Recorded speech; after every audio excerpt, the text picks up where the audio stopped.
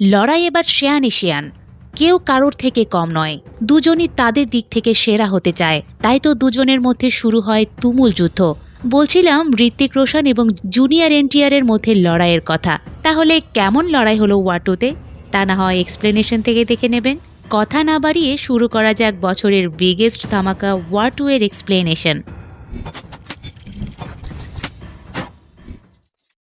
গল্প শুরু হয় জাপানের কামাকুরা শহরের মাস্টারের জন্মদিন পালনের মধ্য দিয়ে। মাস্টারের এক শীর্ষ মাস্টারের কাছে এসে বলে সে আসছে, আপনি এখান থেকে পালিয়ে যান। মাস্টার মুচকি হেসে বলে তাকে আসতে দাও।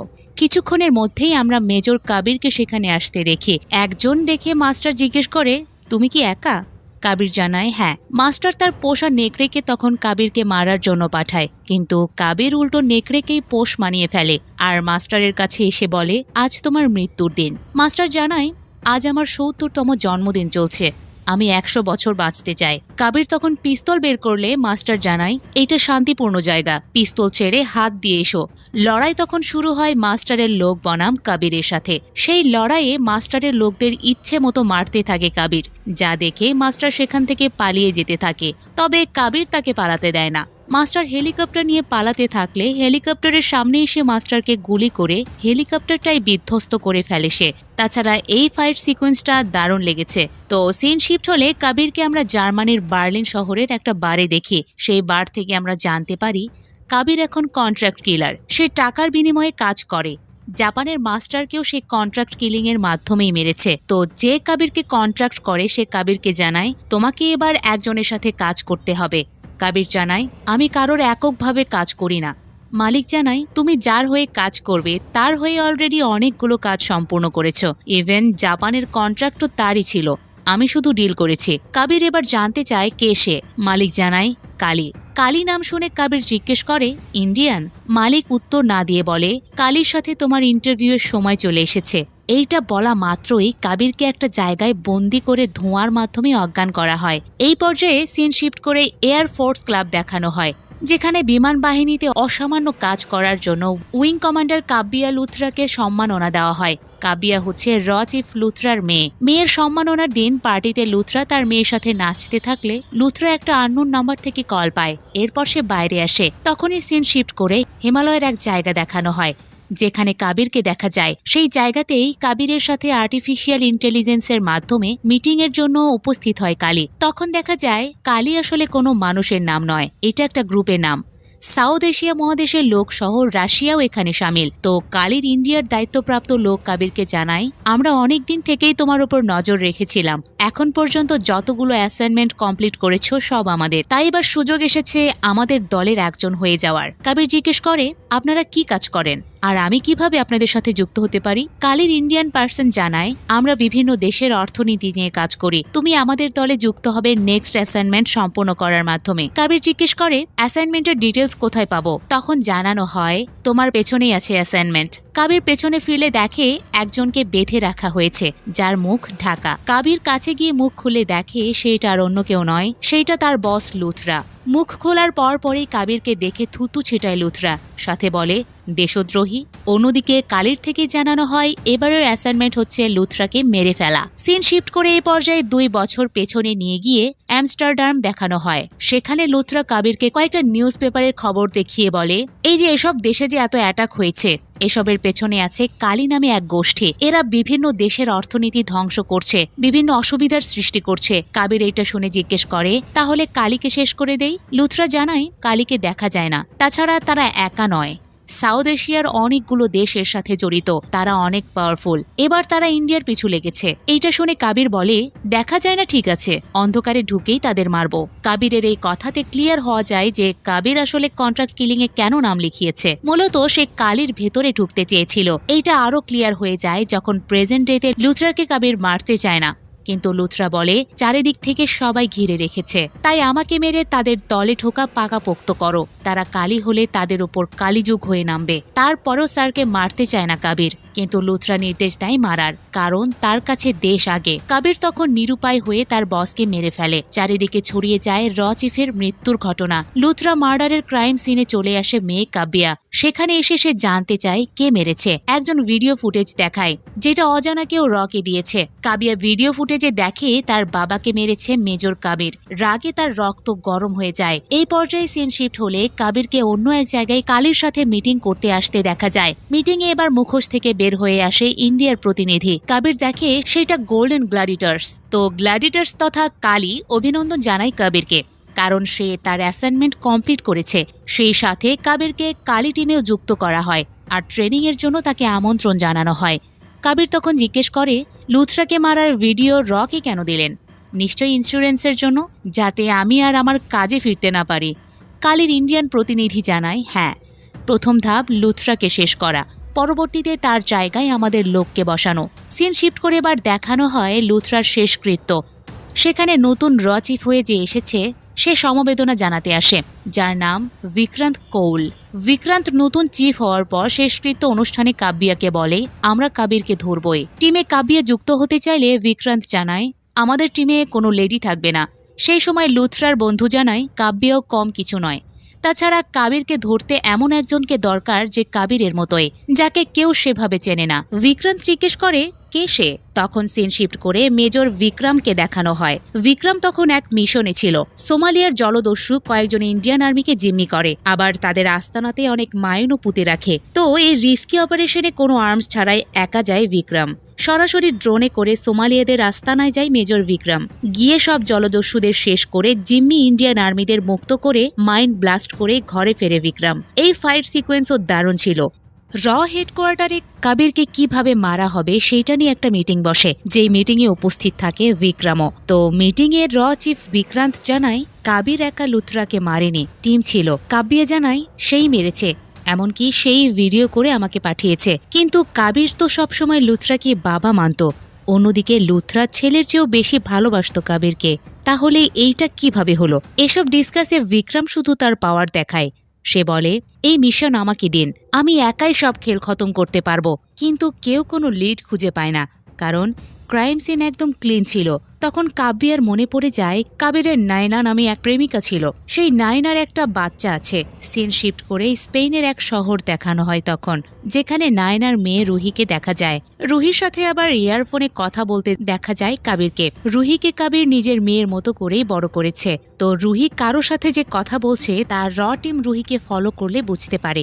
অর্থাৎ কাবিরকে ধরার জন্য অলরেডি স্পেশাল র টিম রুহির পিছু নিয়েছিল। তারা বুঝতে পারে এখানে কাবিরও আছে। তাই বিক্রম কাব্যাকে জিজ্ঞেস করে, কাবিরকে কাছে পেলে গুলি করবে তো? কাব্যা চুপ থাকে। এর মধ্যেই কাবিরকে এক মেসেজের মাধ্যমে জানানো হয় র টিম তাকে ফলো করছে। এইটা জানা মাত্রই কাবির রুহিকে সেফ জোনের দিকে যেতে বলে। এইদিকে কাবিরও কয়েকজনকে আহত করে সেফ জোনের দিকে আগাতে থাকে। এক সময় রুহিকে সেফ জোনের দিকে কাবির একটা মাইক্রো স্টার্ট দিতে বলে। রুহি জিজ্ঞেস করে, কোনটা তোমার গাড়ি? কাবির জানায়, একটাও না, কিন্তু তোমাকে এখন একটা চুরি করতে হবে, যেমনটা আমি তোমাকে শিখিয়েছি। এর মধ্যেই কাব্যার মুখোমুখি হয় কাবির। মুখোমুখি হওয়ার পরপরই কাব্যা জিজ্ঞেস করে, তুমি কি আমার বাবাকে মেরেছ? কাবির চুপচাপ থাকে। এতে কাব্যা বুঝতে পারে কাবিরই মার্ডারার। তাই গুলি চালাতে গেলে কাবির আগে বুলেট খুলে নেয়। দুজনের মধ্যে চলে বেশ ফাইট। দেখা যায় কাব্যাও বেশ ভালো ফাইট জানে। এর মধ্যেই গাড়ি খুলতে পারে রুহি। তা শুনে কাবির নির্দিষ্ট জায়গায় আসতে বলে। এদিকে কাব্যাকে ফাঁকি দিয়ে স্প্রিং রশি দিয়ে নিচে নেমে রুহির গাড়িতে করে পালাতে গিয়ে এবার মুখোমুখি হয় বিক্রমের। বিক্রম গাড়ি নিয়ে সামনে এগোতে থাকলে কাবির গাড়ি পেছনে নিয়ে যেতে থাকে। এক সময় গাড়ি নিয়ে চলে দুজনের মধ্যে বেশ রেস। সেই রেস করতে গিয়ে ব্রিজের উপর অ্যাক্সিডেন্ট করে বসে বিক্রম। কিন্তু ততক্ষণে কাবিরের গাড়িকে স্পেনের পুলিশ ঘিরে ফেলে। এমনকি বন্দুক হাতে নিয়ে বিক্রমও বের হয়। কিন্তু কাবির যেন কোনো ভয় করে না, উল্টো মেয়েকে প্রস্তুত থাকতে বলে। একসময় বিক্রম কাবিরের গাড়িকে লক্ষ্য করে গুলি ছুড়লে কাবির ব্রিজ থেকে গাড়ি নিয়ে ঝাঁপ দিয়ে গিয়ে পড়ে ট্রেনের ওপর। কিন্তু এমন ভাবে পড়ে যে রুহি প্রায় ট্রেন থেকে ছিটকে যাওয়ার উপক্রম হয়। কাবির কোনোভাবে তাই রুহিকে বাঁচানোর চেষ্টা করে। সেটা দেখে বিক্রম আসে বাঁচাতে। একসময় রুহিকে সেভ করে। তখন প্রথমবার ফেস অফ হয় কাবির এবং বিক্রমের। কিন্তু তারা একটা টানেলের সম্মুখীন হয়। যদি ট্রেন টানেল পর্যন্ত যায় তাহলে পুরো ট্রেন ক্র্যাশ হবে। অন্যদিকে ট্রেনে অনেক যাত্রী, আবার কাবির এবং তার মেয়ে শুধু ইঞ্জিনে। তাই ট্রেনের সবাইকে বাঁচানোর জন্য টানেলের আগে ট্রেন থেকে ইঞ্জিন খুলে ফেলে সবাইকে বাঁচায় বিক্রম। অন্যদিকে কাবির আর রুহি নদীতে লাফ দেয়, তাই আর সে যাত্রায় কাবিরকে ধরা হয় না বিক্রমের। কাবির এরপর রুহিকে নিয়ে হিমাচল প্রদেশের মানালি আসে। যারা ওয়ার দেখেছেন তাদের নিশ্চয়ই খালিদের কথা মনে আছে। খালিদের মা এই মানালিতেই থাকে, তার বাড়িতেই রুহিকে নিয়ে আসে কাবির। অনেকদিন পর কাবিরকে দেখে খুশি হয় খালিদের মা। কাবির তখন রুহিকে সেভ করে রাখতে বললে খালিদের মা সেটা গর্বের সাথে রাখতে চায়। কাবির এরপর আসে ISIS বেজ ইয়েমেনে। সেখানে কাবির দেখা করে কালির ইন্ডিয়ান পার্সনের সাথে। কালির ইন্ডিয়ান প্রতিনিধি আবার একটা মিশন দেয় কাবিরকে। কাবির বলে রয়ের মধ্যে কোনো বন্ধু থাকলে ভালো হতো। কালির প্রতিনিধি আপাতত ক্যাবিনেটের বন্ধুকে দেখায়, এই বলে একটা ডিভিডিও দেয়। ডিভিডি ওপেন করলে দেখে কালির সাথে লুথরার বন্ধুও যুক্ত, যে আবার নিজে থেকে বিক্রমকে অ্যাপয়েন্টমেন্ট করেছে কাবিরকে মারার জন্য। তাহলে কি বিক্রম ও কালির লোক? এজন্যই কি সুযোগ পেয়েও কাবিরকে মারেনি? সামনেই জানতে পারবেন ব্যাপারটা। তো কালি প্রতিনিধি এবার বলে ইন্ডিয়ান বিজনেসম্যান শারনি ফ্যামিলি চার্টার্ড প্লেনে ইন্ডিয়া যাবে। এবারের মিশন পুরো শারনি ফ্যামিলিকে শেষ করা। তাদের অনেক দেশপ্রেম। সেদিনই বিক্রমের কাছে এক ফেক অ্যাকাউন্ট থেকে মেসেজ আসে। সেই মেসেজে বিক্রমকে স্পেনে আগামীকাল বিকাল 5টায় দেখা করার কথা বলা হয়। বিক্রম নির্দিষ্ট জায়গায় 5টায় আসে। তখন দেখা যায় ফেক অ্যাকাউন্ট থেকে মেসেজটা আসলে কাবির করেছিল বিক্রমকে। তারা যে দুই বন্ধু সেটাও না। তাই তো দুজনেই টেবিলের নিচে দুজনের দিকে পিস্তল তাক করে রাখে। বিক্রম এরপর জিজ্ঞেস করে কেন এখানে ডেকেছো বলো। কাবির কালির মুখোশ উন্মোচন করার জন্য 2 বছর যে লুথারের সাথে কাজ করেছে সেইটা জানায়। এতে বিক্রমও ক্লিয়ার হয়ে যায় কাবিরের মতো দেশপ্রেমিক তো আর দেশদ্রোহী হতে পারে না। কাবির এরপর জানায় কালি চাচ্ছে শারনি ফ্যামিলি মারতে। তোমার আমাকে এবং কালির সৈন্যকে থামাতে হবে। আমি ভেতর থেকে কাজ করব আর তুমি বাইরে থেকে। এতে কিন্তু জীবনও চলে যেতে পারে। বিক্রম জানায় মৃত্যুর জন্য আমি সর্বদা প্রস্তুত বন্ধু। পরের দিন চার্টার্ড প্লেনে করে শারনি ফ্যামিলি যেতে থাকলে সেখানে জেট প্লেন নিয়ে আসে কাবির। চার্টার্ড প্লেনের পাইলটকে প্লেন একটু নিচে নামাতে বলে। সেই সময় প্লেনের ভেতরে ক্রু আবার শারনি ফ্যামিলিকে এক ধরনের ড্রিঙ্কস করে অজ্ঞান করে ফেলে। এরপর কাবিরের প্লেন থেকে একে একে নামতে থাকে কালির সৈন্য। নেমে যখন তারা চার্টার্ড প্লেনে ঢুকবে তখন আগে থেকে প্লেনে থাকা বিক্রম সবার সাথে লড়তে থাকে। একসময় লড়াইয়ের জন্য প্লেনের উপরে ওঠে। প্লেনের উপরে উঠেই সবার সাথে লড়তে থাকে। লড়তে লড়তে বিপদে পড়লে কাবির এসে যোগ দেয়। দুজন মিলে তখন সবাইকে শেষ করে, এমনকি জেট প্লেনও। এরপর দুজনেই চলে আসে চার্টার্ড প্লেনে যে সবাইকে ড্রিঙ্কস করিয়েছিল তাকেও মেরে ফেলে বিক্রম। এই পর্যায়ে বিক্রমের আসল মুখোশ উন্মোচন হয়। সে শারনি ফ্যামিলিকে ঘুমন্ত অবস্থায় মেরে ফেলতে থাকে। তা দেখে কাবিরের আর বুঝতে দেরি হয় না বিক্রম ও কালির দলের। বিক্রম তখন কাবিরকে বলে তুমি সব সময় বন্ধু চিনতে ভুল করো। কিন্তু বিক্রম এবার কাবিরকে মারে না। সে জানায় নেক্সট টাইম দেখা হবে। এই বলে একটা প্যারাশুট দিয়ে কাবিরকে প্লেন থেকে নিচে ফেলে দেয়। কাবির নিচে পড়া অবস্থায় শুধু বিক্রমকে দেখতে থাকে। কাবির বিক্রমকে দেখতে থাকে কারণ বিক্রম হচ্ছে কাবিরের ছোটবেলার বন্ধু রঘু। এই পর্যায়ে রঘু আর কাবিরের ছোটবেলার সিন দেখানো হয়। দুজনেই ছিল অনাথ। একদিন কাবিরকে কয়েকজন মারতে থাকলে রঘু বাঁচায় কাবিরকে। তারপর দুজনে একসাথে ক্রাইম পার্টনার হয়ে ওঠে। বিভিন্ন কর্মকাণ্ড করতে গেলে দুজন পুলিশের হাতে ধরা খায়। ধরা খেলে দুজনকে কিশোর সংশোধন কারাগারে নিয়ে যাওয়া হয়, কারণ তাদের বয়সটা তখন কম ছিল। সেখানেই একদিন কর্নেল লুথরা আসে। সে এসে সবাইকে বলে তোমাদের মাঝে সুযোগ আছে, তোমরা এখানে না থেকে দেশের জন্য সেবা করতে পারো। এটা শুনে রঘু খুশি হয়, কারণ সে সব সময় নাম্বার 1 হতে চেয়েছে। এখন সে চায় দেশ সেরা সোলজার হতে। এজন্য সবগুলো ট্রেনিংয়ে কঠোর পরিশ্রম করে নাম্বার 1 হয় রঘু। কিন্তু রেজাল্টের দিন কাবিরকে সোলজার হিসেবে বেছে নিলেও রঘুকে নেয় না। রঘু কারণ জানতে চাইলে লুথরা জানায় তুমি সব জায়গায় নিজের অ্যাচিভমেন্টের জন্য ফার্স্ট হয়েছ, কিন্তু তোমার মাঝে দেশপ্রেমটা নেই, যেটা আছে কাবিরের মাঝে। তাই তোমার আরও সময় দরকার। কিন্তু রঘু এসব মানতে চায় না। সে জানায় নাম্বার 1 হয়েই দেখাবো। পরের দিন রঘু কাবিরকে বলে চল আমরা এখান থেকে পালিয়ে গিয়ে নাম্বার 1 হব। কাবির তখন জানায় আমি তোর পার্টনার, গোলাম নই যে তোর কথা শুনতে হবে। এই কথাতে আরও বেশি কষ্ট পায় রঘু। তাই বলে আমি তোকে মৃত্যুর হাত থেকে বাঁচিয়েছি, আর তুই কিনা আমার সাথে এমনটা করলি, তোকে নাম্বার 1 হয়েই দেখাবো। এই বলে কারাগার থেকে পালিয়ে যায়। পালানোর সময় অনেক আঘাত পায়, কিন্তু রঘু যেন তাও দমে যায় না। ছোটবেলার এসব স্মৃতি কাবিরের মনে করার সাথে সাথে ফ্ল্যাশব্যাক শেষ হয়। সে শারনি ফ্যামিলির প্রধান, শুধু সেই এখন বেঁচে আছে, যে কিনা আবার মন্ত্রী তথা লুথরার বন্ধু। সে টিভি নিউজে বলে কাউকে সে ছাড়বে না। এর মধ্যেই কালির ইন্ডিয়ান প্রতিনিধি গোল্ডেন, যার নাম আসলে গোলাটি, সে বিক্রমকে ফোন করে বলে প্লেনে কাবিরকে মারলে না কেন? বিক্রম জানায় সে পালিয়ে গিয়েছে। গোলাটি তখন বলে নেক্সট কাবিরকে যেখানে পাবে সেখানেই মারবে। বিক্রম জানায় কাবিরকে এখন শুধু আপনার কাছেই পাওয়া যাবে, তাই যেখানে যাবেন সেখানকার ঠিকানা দিয়েন। গোলাটি শুধু হাসিতেই উড়িয়ে দেয়, কারণ সে তো সেফ হাউজে থাকবে আর সেখানে কেউ যেতে পারবে না। কিন্তু দেখা যায় গোলাটির শিপে ঠিকই চলে আসে কাবির। তারপর এক এক করে সবাইকে মেরে গোলাটির কাছে যায়। গোলাটি তখন কিনা কালির অন্যান্য মেম্বারদের সাথে মিটিং করছিল, তো মিটিংটা কাবিরও শুনতে পায়। সেখানে বলে নেক্সট টার্গেট ইন্ডিয়ার প্রাইম মিনিস্টার, তাকে খতম করে দিতে হবে। কিন্তু পরক্ষণেই কাবিরের উপস্থিতি বুঝতে পেরে তারা মিটিং ক্লোজ করে। এরপর কাবির যে গোলাটিকে মারতে যাবে তখন হেলিকপ্টার থেকে কাবিরকে লক্ষ্য করে গুলি চালায় বিক্রম। কিন্তু এবার কাবির বিক্রমকে রঘু বলেই ডাকে, তাই আমরাও রঘু বলেই ডাকতে পারি। দুজনের পুরনো বন্ধুত্বের কথা সেখানে ওঠে। এক পর্যায়ে রঘু গোলাটিকে জিজ্ঞেস করে, আমি কালির জন্য এত কিছু করার পরও কালির পদ পেলাম না, আর কাবির কিনা পেল? গোলাটি জানায় পদ পাওয়ার মতো তোমার মাঝে সেই ক্ষমতা নেই। এই কথা শোনার পরে রঘু মেরে ফেলে গোলাটিকে। মেরে ফেলার কারণ অবশ্য ধরতে পারে কাবির। এই যে গোলাটিকে রঘু মেরেছে সেটা এখন রঘু দোষ চাপিয়ে দেবে কাবিরের ওপর, আর সে গোলাটির জায়গা দখল করবে। কিন্তু কাবির এবার একটা জাল বিছায়। সে বলে প্রধানমন্ত্রীকে নিশ্চয় এখন তুমি মারতে যাবে, কিন্তু তুমি তো দলের হয়ে কাজ করো না, সবসময় নাম্বার 1 হতে চাও। এখন তো ঠিকই দলের হয়ে কাজ করছো। রঘু জানায় মাত্র তো ঢুকলাম, ধীরে ধীরে কালির প্রধান হব। এই পর্যায়ে ইমোশনাল পর্ব চলে। কাবির জানায় 20 বছর ধরে তোমায় খুঁজেছি কিন্তু কোথাও পাইনি। অন্যদিকে রঘু বলে আমি সব সময় চোখে চোখে রাখতাম, সব সময় সব খবর রাখতাম, কিন্তু একটুও মিস করিনি, তবে এখন থেকে মিস করব।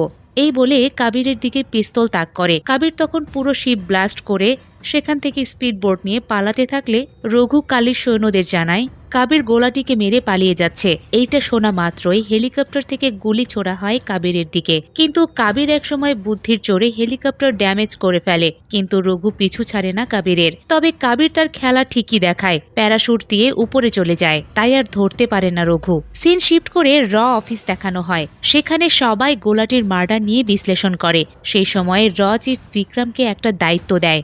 দায়িত্বটা হচ্ছে প্রধানমন্ত্রী একটা সম্মেলনে ডাভোস যাবে, যেটা সিকিউরিটি দেবে কিনা বিক্রম। এ যেন শেয়ালের মুখে মুরগি দেওয়া। অন্যদিকে গোলাটি ক্রাইম সিনে একটা রিং দেখতে পায় কাব্বিয়া, যেটা কিনা কাবিরকে কাঁপিয়েই দিয়েছিল।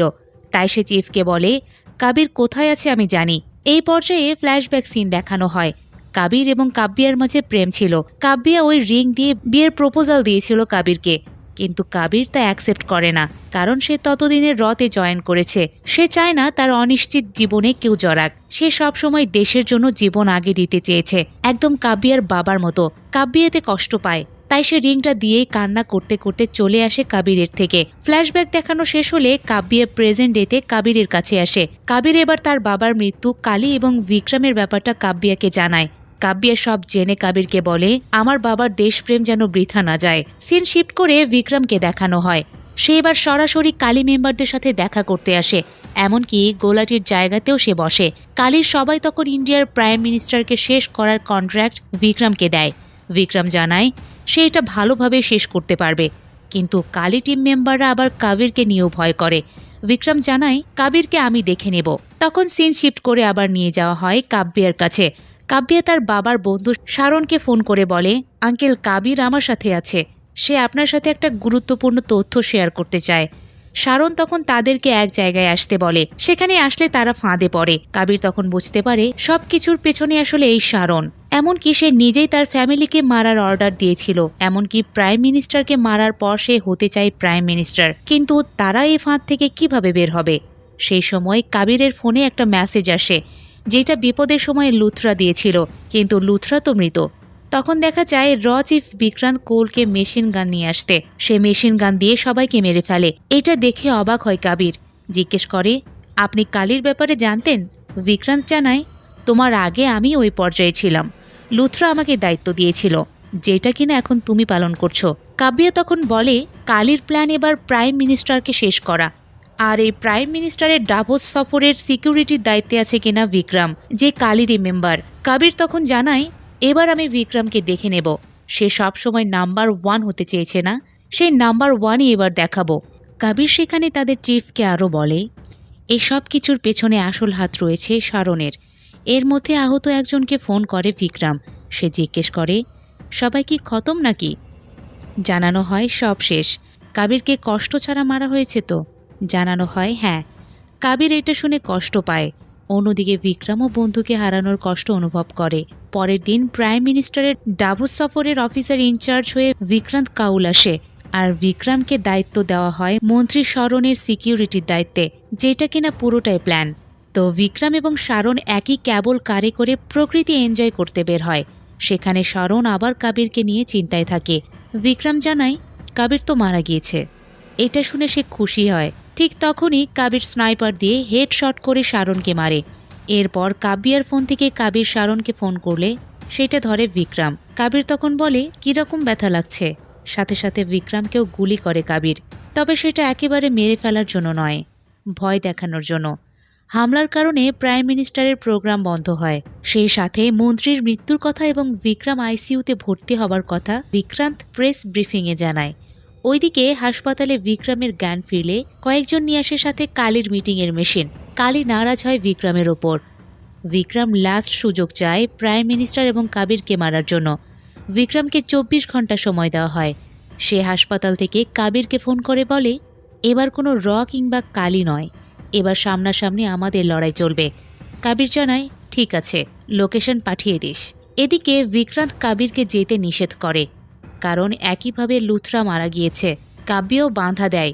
কাবির জানায় এবারের জাল আমার, কিচ্ছু হবে না, আপনারা প্রাইম মিনিস্টারকে নিয়ে ইন্ডিয়া ব্যাক করেন। এর মধ্যেই কাবির বিক্রমের লোকেশনে চলে আসে। সেখানে বিক্রম তথা রঘু কাবিরকে আইপ্যাডে প্রাইম মিনিস্টারের ট্যাপের ব্যাপারটা জানায়, যেটা আবার কাবির বিক্রান্তকে জানালে বিক্রান্ত প্রাইম মিনিস্টারকে সেভ করার চেষ্টা করে। মূলত তারা আগে থেকেই ফোনের সাথে কানেক্টেড ছিল। এদিকে রঘু কাবিরকে মনস্টার হিসেবে সম্বোধন করে।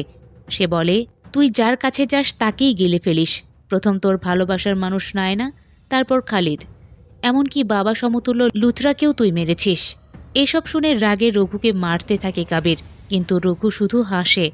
একসময় দুজনের মধ্যে শুরু হয় তুমুল লড়াই। কেউ কাউকে ছাড় দিতে চায় না।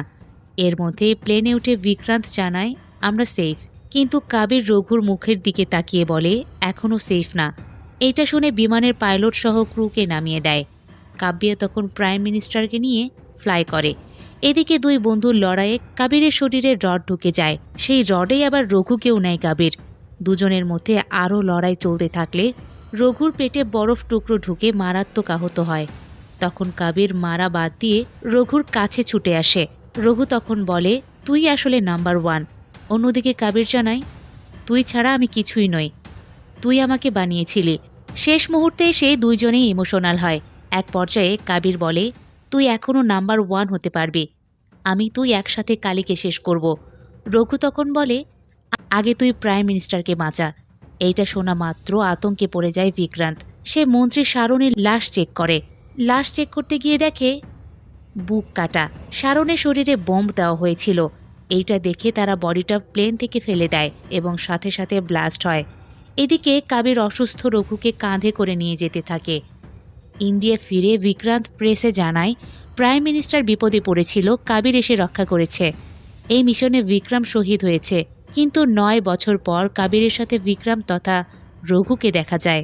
দুজন মিলে কালীর সব দেশের মেম্বারকে এক এক করে মেরে ফেলে।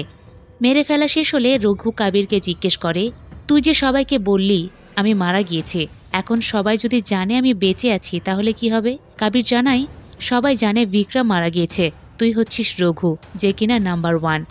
কিন্তু রঘু তখন নাম্বার 1 বাদ দিয়ে বলে দেশ সবার আগে। কাবির জিজ্ঞেস করে তাহলে আমরা নেক্সট মিশন একসাথে করছি? রঘু জানায় তুই তো ভালোই শত্রুকে বন্ধু বানাতে পারিস। তো হ্যাপি এন্ডিংয়ের মাধ্যমে এখানে শেষ হয় ওয়ার 2। গল্প আরও একটু স্ট্রং হলে ভালো হতো। মনে হয়েছে গল্পে ভিলেন খুব একটা স্ট্রং নয়, শুধু লড়াইটা বন্ধুদের মধ্যে দেখানো হয়েছে। আপনাদের ওয়ার 2 কেমন লেগেছে তা জানাতে পারেন কমেন্ট বক্সে। এতক্ষণ ফিল্মি বিটসের সাথে থাকার জন্য ধন্যবাদ।